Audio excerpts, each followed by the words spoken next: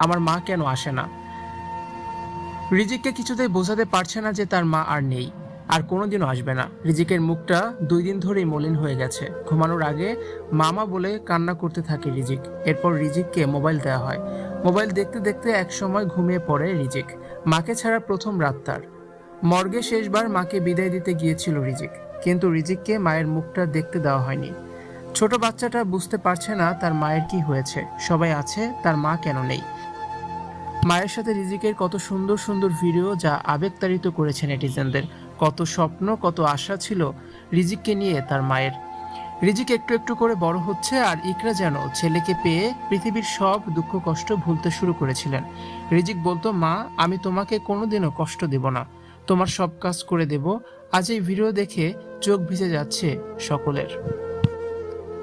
মর্গে মাত্র কিছুক্ষণের জন্য রিজিককে আনা হয়েছিল, পরে তাকে আবার নিয়েও যাওয়া হয়। কিন্তু মাকে ছাড়া আর কতক্ষণ থাকা যায়? রাতে ঘুমানোর সময় রিজিক মাকে ছাড়া ঘুমায় না। মামা বলে কাঁদতে কাঁদতে একসময় ছেলেটা ঘুমিয়ে পড়েছে।